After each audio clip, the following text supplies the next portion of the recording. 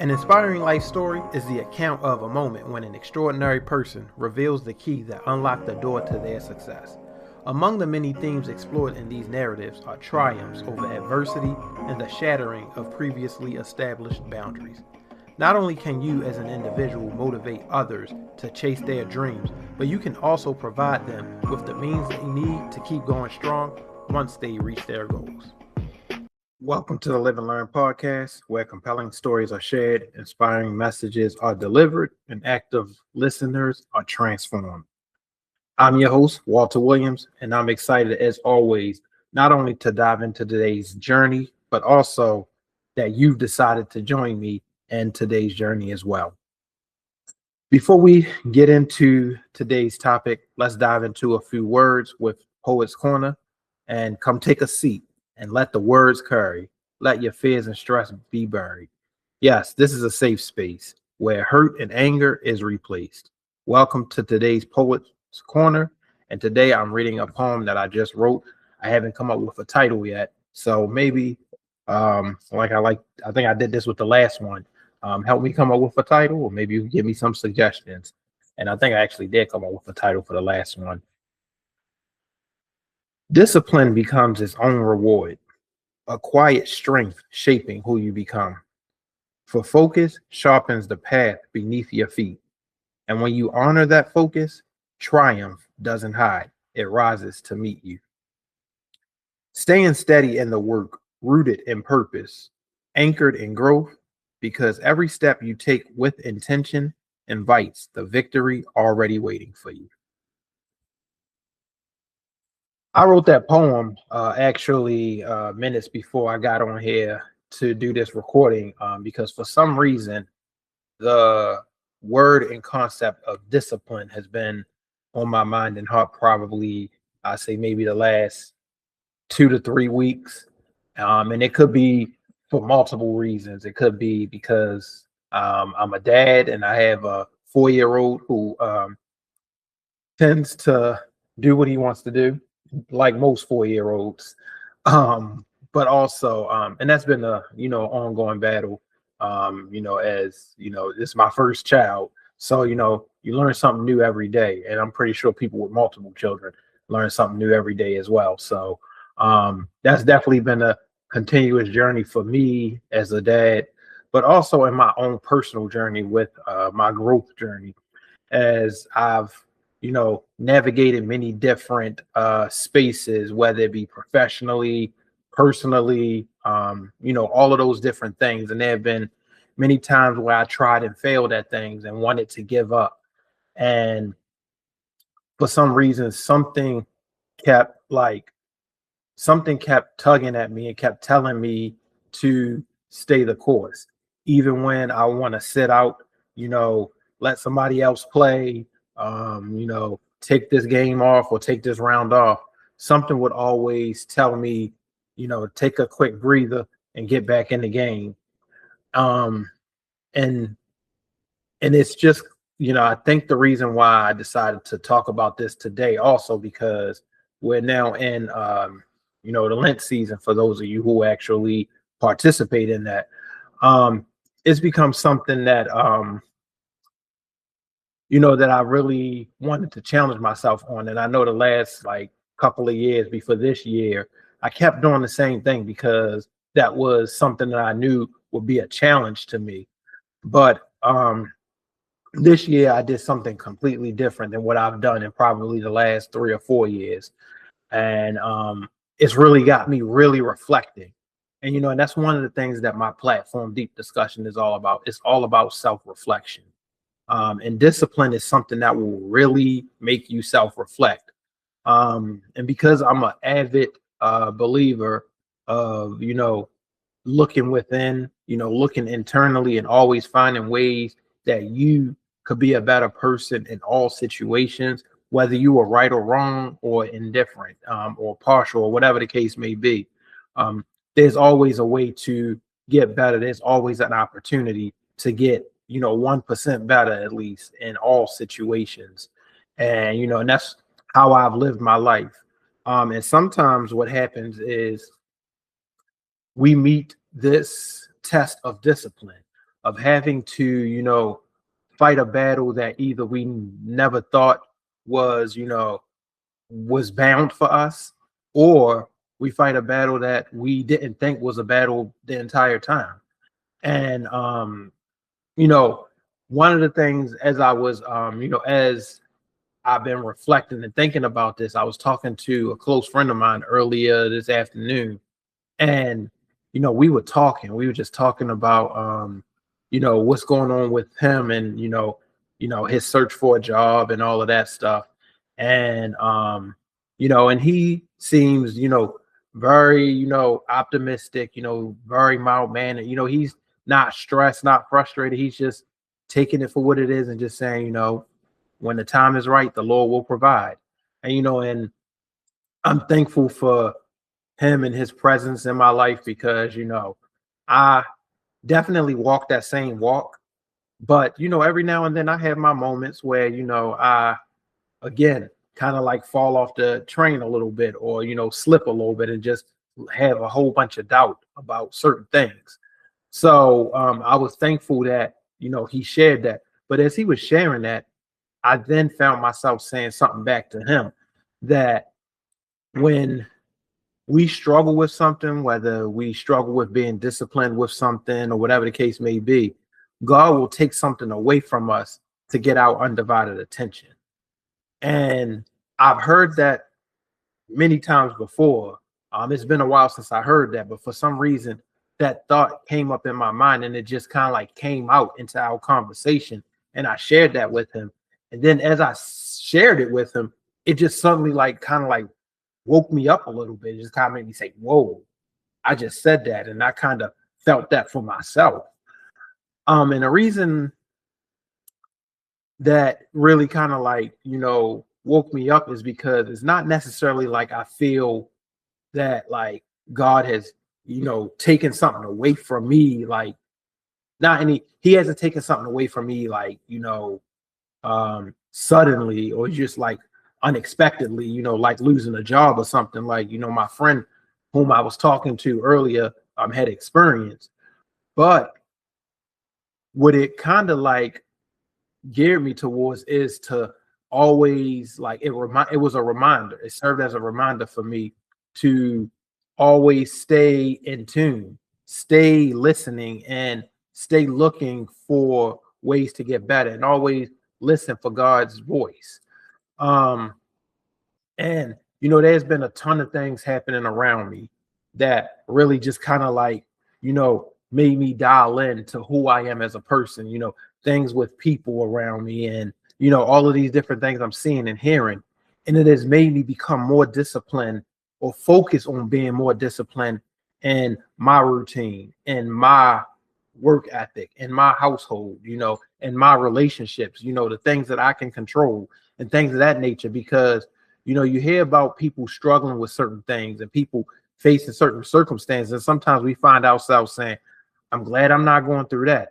I'm so thankful I'm not dealing with that. But what happens is sometimes we get complacent, and we lose sight of the fact that we are fortunate to not be dealing with that.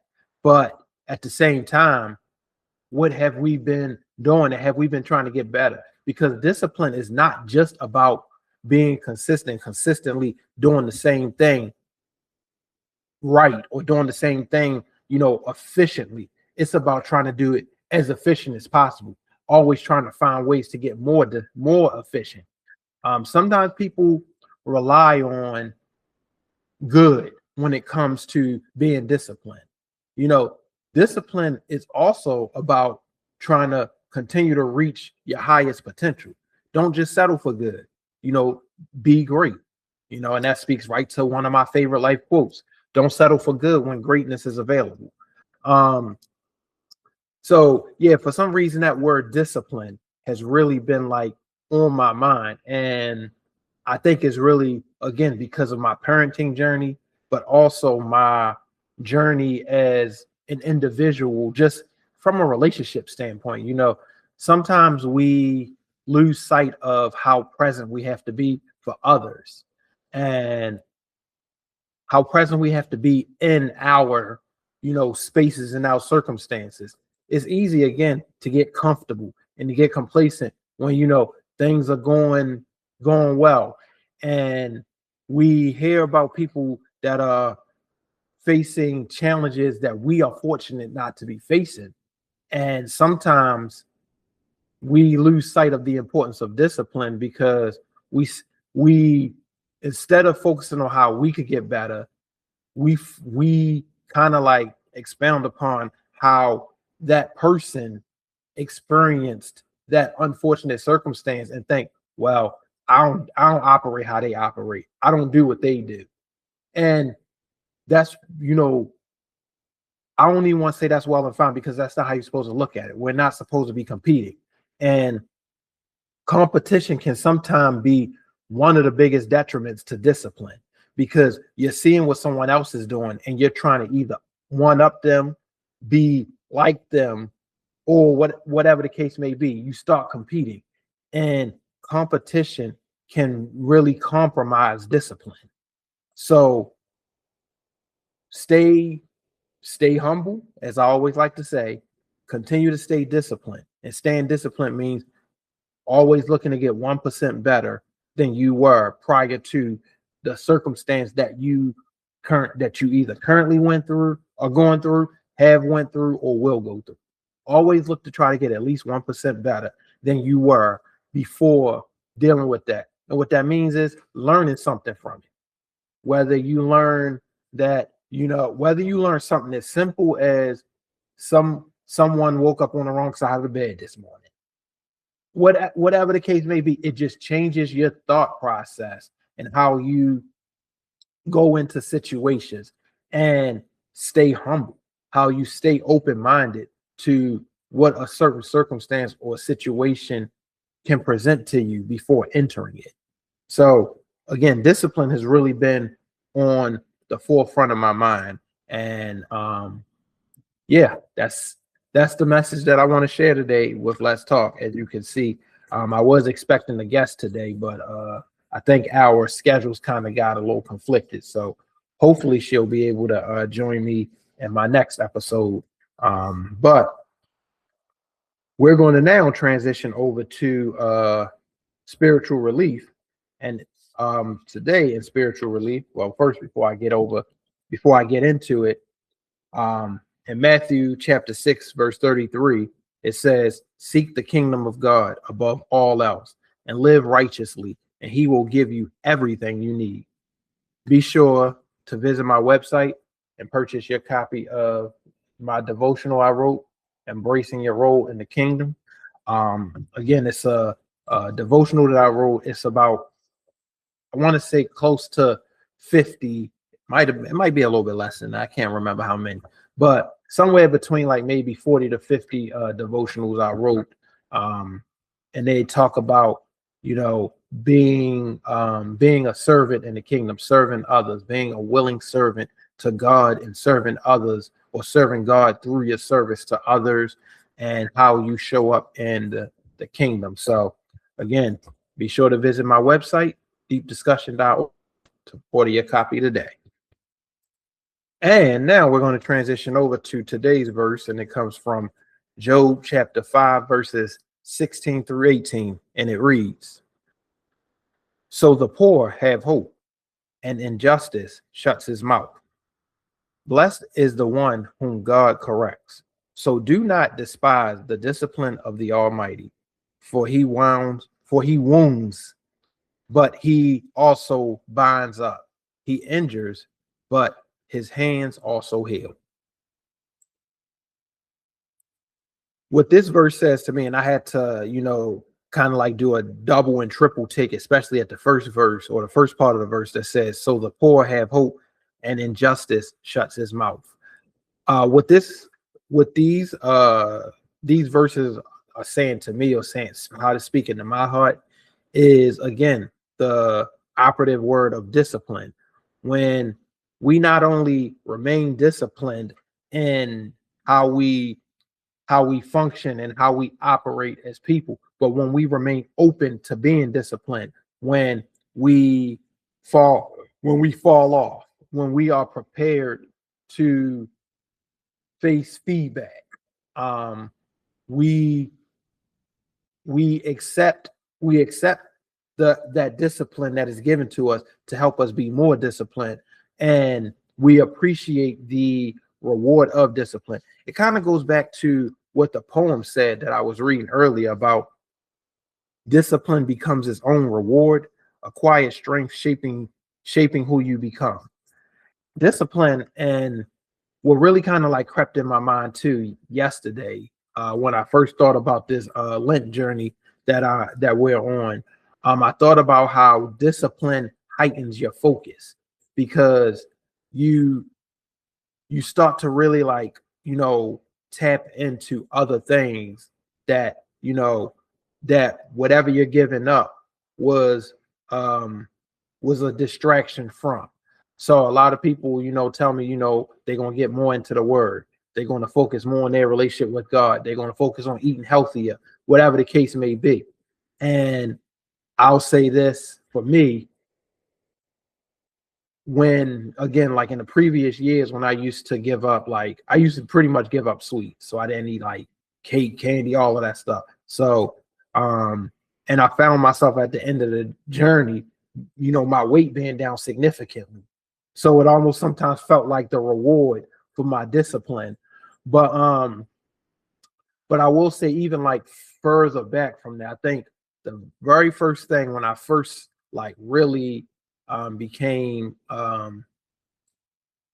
what's the word? When I really dialed into doing Lent every year, because there was a point in time where I would do it some years and not do it other years. But I've done it now every year since, probably I think since I met my wife actually, and we've been married now for 7 going on 8 years. So I've been doing it for at least that long.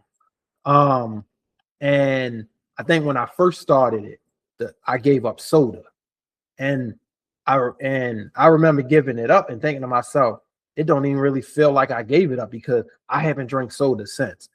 Now, I will say the only time I have had soda since was like maybe every now and then I may have a ginger ale, like if I need it to settle my stomach, or if I'm somewhere and they don't have anything to drink that's not soda except water and I want something to drink. But honestly, I haven't really like, and I'm okay, like I'm perfectly fine not drinking soda. It didn't feel like, you know, it wasn't hard for me. So I think that, once I stepped into this, it was like, oh, okay, I could do this. Then the following year, when I said, all right, I'm gonna start doing sweets, it became a lot tougher. And you want to challenge yourself with something that either is good for you to like, give up, and not, and that has been a distraction for you, or that detracts you from what you need to focus on. So but anyway, I'm getting off track here. Pretty much what this verse saying to me: blessed is the one whom God corrects, so do not despise the discipline of the Almighty. When God disciplines you, it's because God knows you're capable. Just like, when we used to get disciplined by our parents, or when we discipline our children. We discipline our children because we know they can do better, not just because we want them to do better, but we know they can do better, especially when it's something that you've told them over and over again not to do, or that they are supposed to do. So even though like sometimes ego get in the way, because you going with the mindset of, I told you you're not supposed to do XYZ. But really, at the heart of it is, we know they can do XYZ because either we've seen them do it before, or if we told them not to do something, we've seen them tempted to do it before and not do it. So, funny story, as I'm thinking about this, with my son. So he would like, I forgot, I was sitting at the table one day, just sitting at the table working on something on my computer, and my son, running around the house doing whatever, playing with toys, just being a 4-year-old, having the time of his life. And he suddenly, I guess, takes a break, gets a rest, and stands at the table, and is peeking out the corner of his eye like this, reaching for the remote that's sitting right there in front of me, knowing he's not supposed to be watching television. So he takes his hand and is like slowly reaching for the remote. And I look up at him, and of course he quickly puts his hand down. But then when I turn back away, and my head is down the whole time at the computer, he can't see my eyes. He don't see my eyes looking up because he thinks that I'm still working on the computer. He like quickly reaches for the remote, and I'm like, I saw you. And those things remind you that when you discipline your child, it's like you know that they know better. And it's just like, it's funny when you look back at it. Obviously, in the moment, it was still kind of funny in the moment too, only because I knew he was thinking that he was thinking he was getting away, but he wasn't. But those moments just kind of serves as a reminder of why us as parents get, you know, get into this mode where we are, tough on our children sometimes because they do things that we know they shouldn't be doing. And that is our relationship with God. God knows we are capable of, staying on task, of remaining disciplined, of being kind to others. But sometimes we let our ego get in the way. We let our attitudes get in the way. We become more of the flesh and less of God. And he knows better, and we know better on that. So he steps in, and that's why we are not to despise his discipline. Almost look at his discipline as a compliment, as it says in here, a blessing. Blessed is the one whom God corrects. So that's what that verse says to me, and that's how it speaks to me. Feel free to leave comments and email me if you want to chat and tell me what this verse says to you.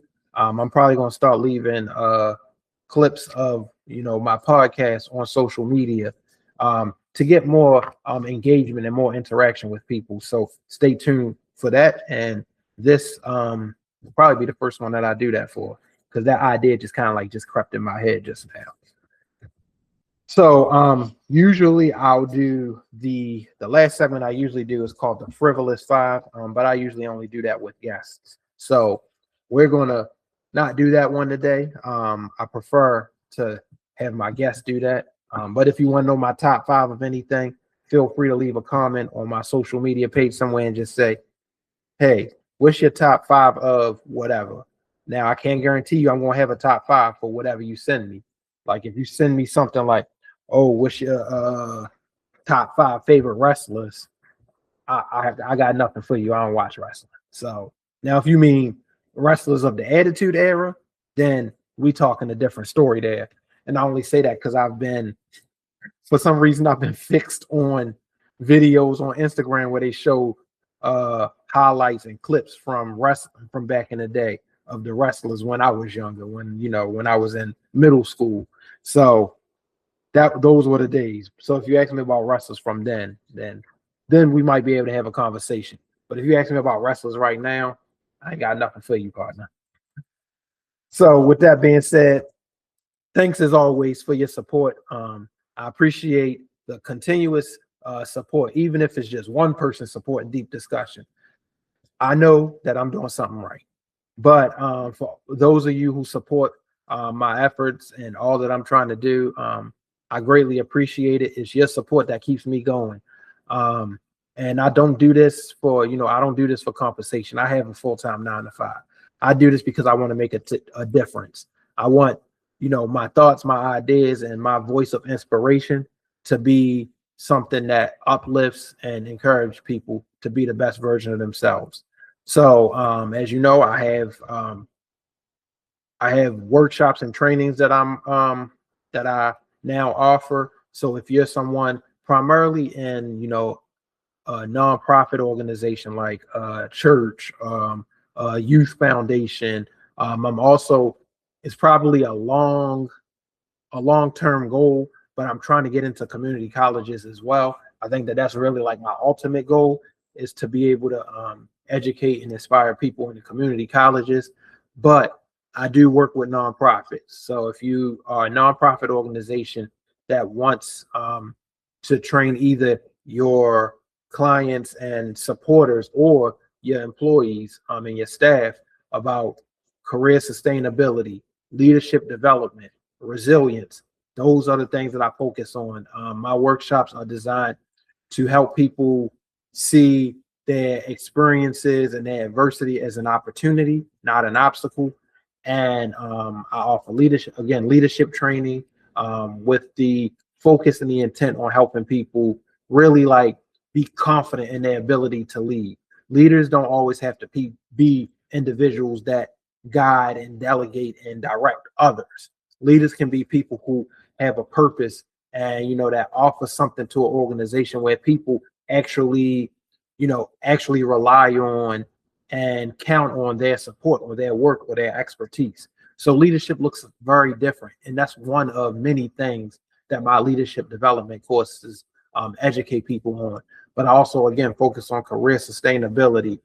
My Ascending Young Professionals workshop is something that I've really poured into over the last couple of weeks. It's one that I designed, I want to say probably about 4 years ago, and kept, doing some modifications here and there. But it really focuses on three pillars of having a sustained career and a fulfilling livelihood. And those things are career success and growth, financial literacy and management, and commitment to service.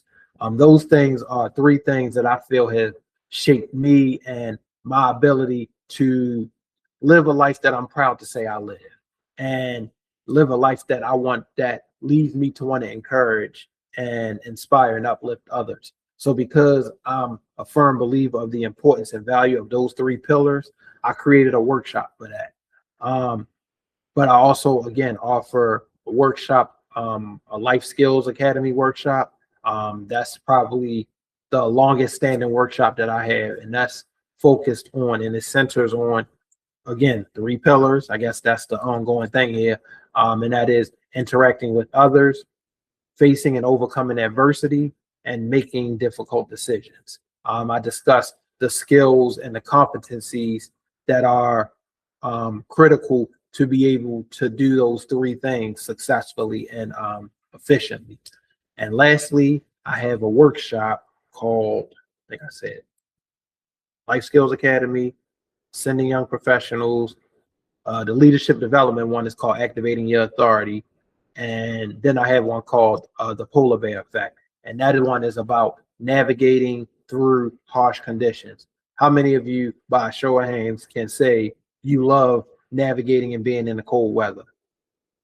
Not many. There are some that do. So if you do love being in the cold weather, then I guess this workshop isn't for you, unless you can listen to it and pretend I'm talking about, drastic heat or something like that. But it talks about navigating harsh conditions. And those harsh conditions can include, difficult and challenging people to work with or associate with. That can be a toxic work environment, things like that. And I provide a workshop that takes on the idea of, how a polar bear symbolizes courage. They symbolize toughness, strength, and being able to overcome tough environments, because we know where they live, and they live in those harsh and difficult environments. So I did a research about 2.5, 3 years ago, and came across, a culture whose connection to polar bears really, like, they really admire them because of, the things that they deal with. And I put together a workshop that really speaks to that concept. So those are the 4 workshops I offer. And I also have a curriculum that I created. I really, again, my focus is to eventually get those to be implemented in community colleges, but I am willing to, offer them to, again, nonprofit organizations, and depending on if corporate level organizations would have me, I will be open to that. But my true focus is youth foundations and organizations and nonprofits and community colleges. All right, so then, so if you're interested in any of that, if you want to get involved, want to connect with me, visit my website, deepdiscussion.org. I also have a scholarship that I'm going to be, this is my first year actually having this scholarship. So I will be kicking off the scholarship. It will launch, I believe, in May. So If you want to support it, visit my website, deepdiscussion.org. And if you like to be a guest on the Live and Learn podcast, or, collaborate and connect with me in some way, shape, or form, email me at thriveforward@deepdiscussion.org, or you can contact me via phone. The information is right there, 443-744-5406. Thank you, as always, again, for your continued support of Deep Discussion. Stay inquisitive, stay curious, and continue to stay as connected to God as you possibly can, and keep him at the center of all you say and do. Take care, and God bless.